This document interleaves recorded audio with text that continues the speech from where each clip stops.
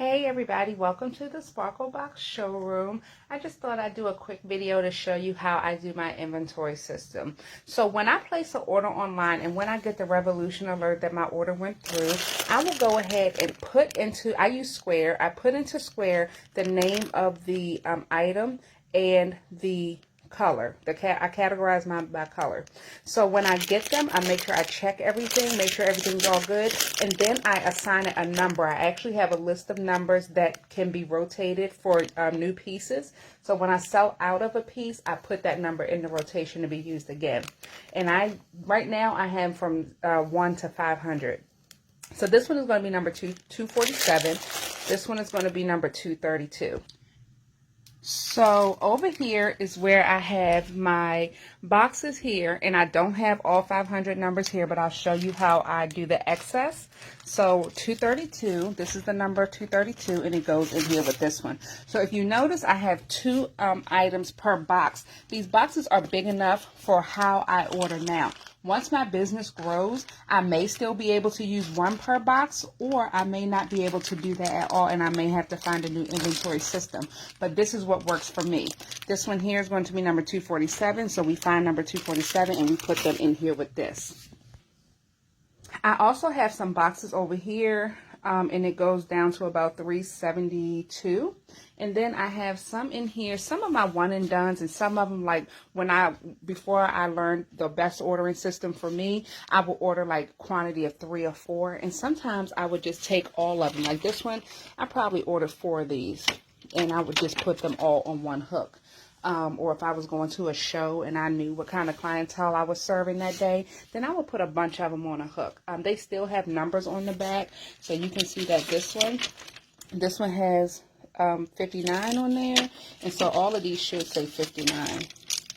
Yeah, so all of those should say 59, and it's just because I don't have anything in my number 59 box doesn't mean that it's not anywhere. That's why I put the numbers in square, so I could say, oh, number 59. If I don't see it in a box, I know it's on a case or on a board, and it will tell me exactly what the item is. And I go through my inventory enough to know just about where every piece is and where I put it.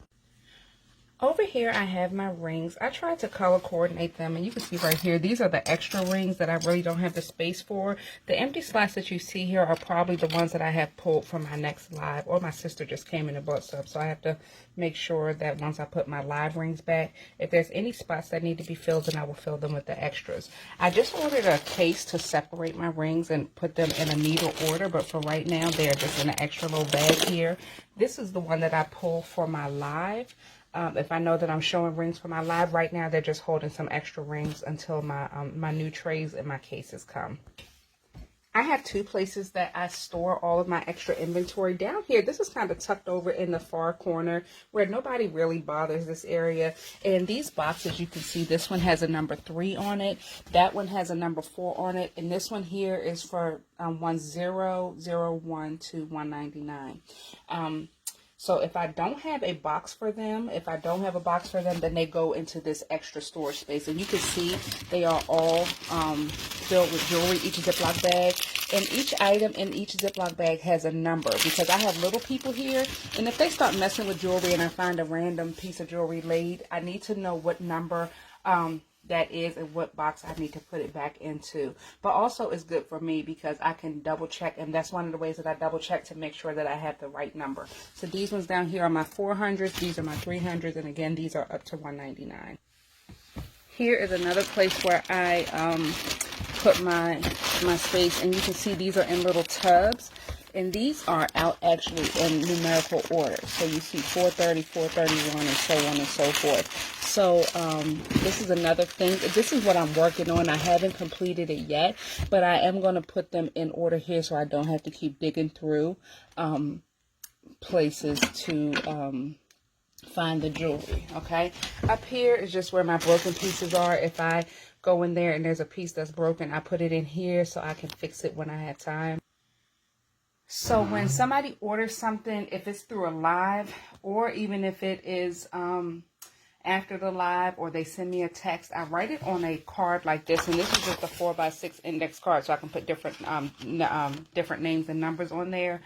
I really don't do the basket system because I just want to have everything in one place, and then I'll sort them out when I go and pull the order. So this person ordered 6 pieces from Rewatching Alive. So I just look at the number and I just match it up. So 332.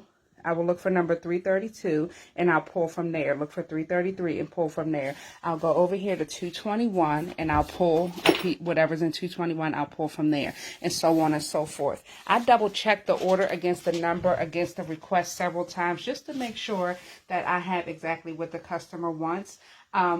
Before I pull anything, I send them an invoice, and then once they make payment, then I will go ahead and pull their stuff because I know that it's paid for and it's already taken out of my inventory. The only exception to that is this here. I have a couple of baskets that I keep, and these are for my customers who I have an understanding with. I know that they're good for the payment, but I know that some of them only get paid once a month. Some of them only get paid on the 1st and the 15th. And they order the stuff and they say, hey, you know, my disability comes or my Social Security comes or whatever the case may be, my retirement comes. Can you just pull these for me and hold them for me? A lot of times they're even gracious enough to send a partial payment as a good faith payment. And I really don't ask them to do that because I know that they want the jewelry and they will pay for it when they get their money. So if it does take too long, and I haven't had this happen to me yet, but I've had people order from Live and then not pay.